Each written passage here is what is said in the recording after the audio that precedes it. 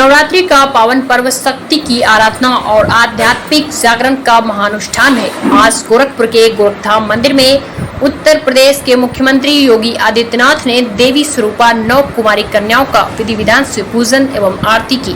पूजन संपन्न करने के बाद सीएम ने कन्याओं को भोजन प्रसाद ग्रहण कराकर दान दक्षिणा देकर प्रणाम किया। भारत की सनातन धर्म की परंपरा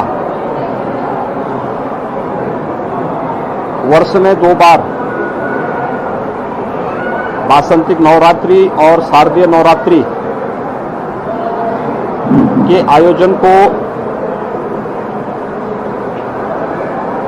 शक्ति की अधिष्ठात्री देवी के पूजन और अनुष्ठान के रूप में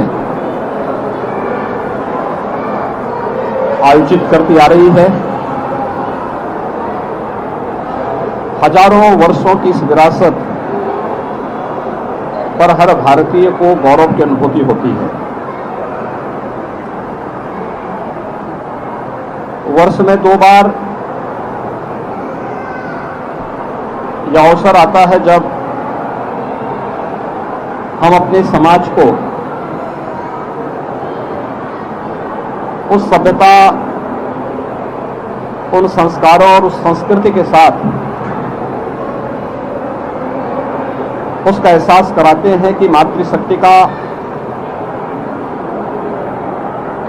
हमारी परंपरा में क्या महत्व है।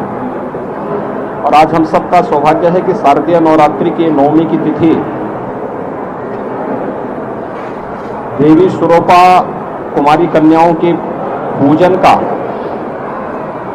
पावन अवसर है। ये मेरा सौभाग्य है कि गोरक्षपीठ की इस परंपरा में कुमारी कन्याओं के पूजन का यह सौभाग्य आज पुनः मुझे प्राप्त हुआ है। सैकड़ों की संख्या में देवी स्वरूपा बालिकाएं यहाँ पर उपस्थित हुई हैं। अभी उनके पूजन का कार्यक्रम यहाँ पर संपन्न हुआ है। उन लोगों के लिए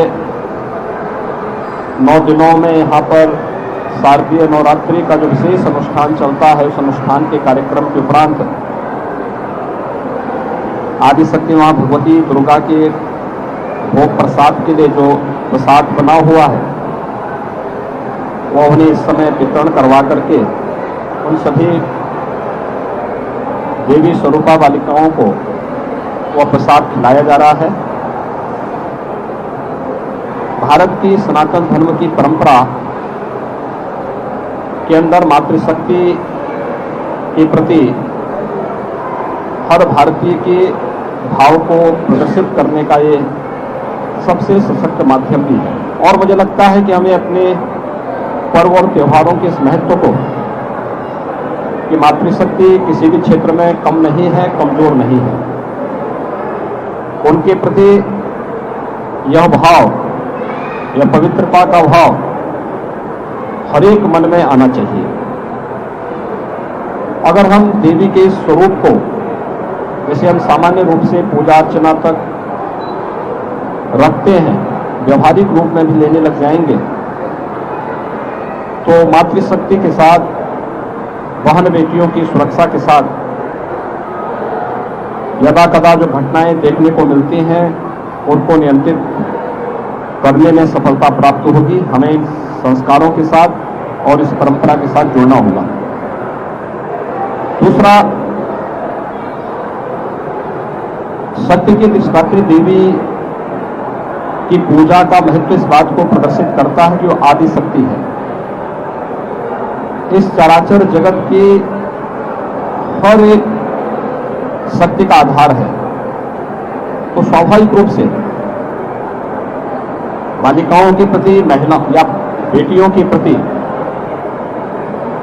प्रत्येक नागरिक को अपना दृष्टिकोण बदलना होगा।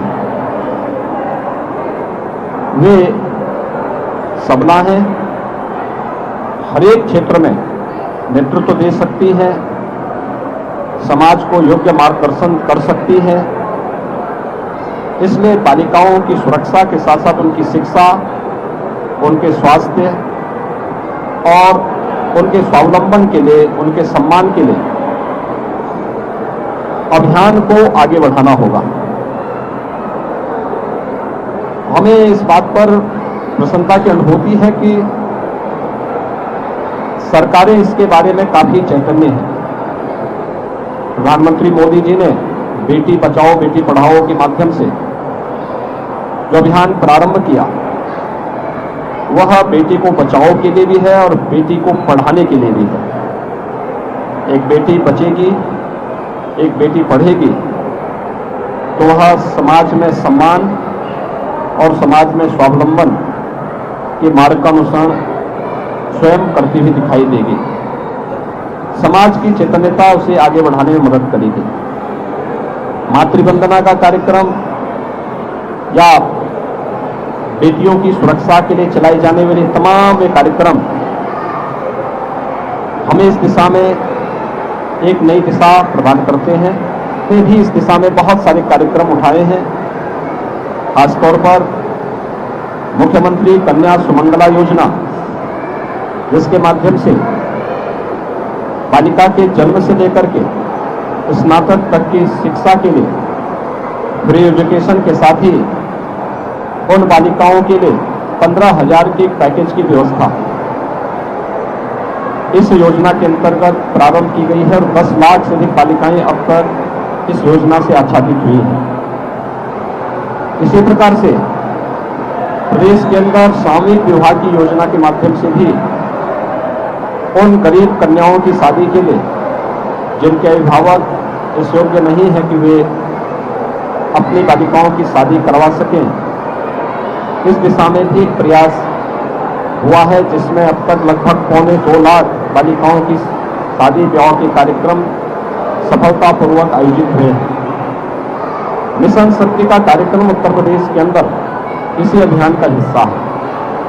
यह मातृशक्ति की सुरक्षा, उनके स्वावलंबन और उनके सम्मान से जुड़ा हुआ एक ऐसा अभियान है जो हर उत्तर प्रदेश वासी को जागरूक करने और इस पवित्र अभियान के साथ जोड़ने के लिए भी प्रेरित करता है। आज महानवमी का यह पर्व 9 दिनों तक आदिशक्ति मां भगवती दुर्गा की पूजा के उपरांत देवी स्वरूपा उन बालिकाओं के उनके पूजन का, उनके अनुष्ठान का और 8 दिनों तक मां भगवती दुर्गा को जो भी भोग प्रसाद लगा था वही पकवान आज उन बालिकाओं को यहाँ पर प्रसाद के रूप में ग्रहण करवाया जा रहा है। 9 दिनों तक नवरात्रि के इस कार्यक्रम के उपरांत कल विजयादशमी का पर्व है।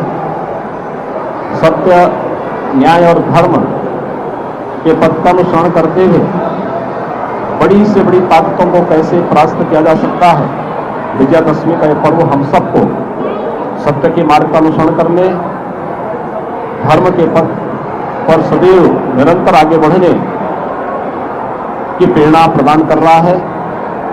सत्य और न्याय जहां होगा, धर्म जहां होगा, वहां विजय अवश्य होगी। विजयादशमी का यह पर्व भी हम सबको इस बारे में एक नई प्रेरणा प्रदान कर रहा है।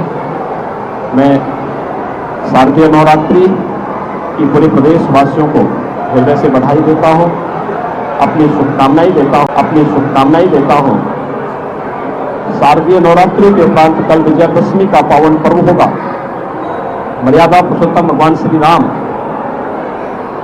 का रावण पर विजय, अधर्म, अत्याचार और अन्याय के प्रतीक रावण पर विजय के प्रतीक स्वरूप सभी सनातन धर्मावलंबी आयोजन को हर्षोल्लास के साथ मनाता है। और कल विजयादशमी के इस पावन पर्व पर भी मर्यादा पुरुषोत्तम भगवान श्री राम के विजय की इस पावन पर्व को पूरे भारतवासी उसी श्रद्धा और सम्मान के साथ आयोजित करेंगे। मैं इस अवसर पर विजयादशमी की भी हृदय से मंगलमय कामनाएं सभी प्रदेशवासियों की प्रति करता हूं। मुझे विश्वास है कि शारदीय नवरात्रि और विजयादशमी का यह पर्व पूरे प्रदेशवासियों को सत्य, न्याय और धर्म के पथ पर चलने की प्रेरणा प्रदान करेगा। धर्म का वह पथ जो हमें हमारे कर्तव्यों के प्रति निरंतर प्रेरित करता है, प्रोत्साहित करता है, उस पथ का अनुसरण हर प्रदेशवासी करेगा। इस विश्वास के साथ पूरे प्रदेशवासियों के प्रति शारदीय नवरात्रि और विजयादशमी की हार्दिक बधाई और शुभकामनाएं।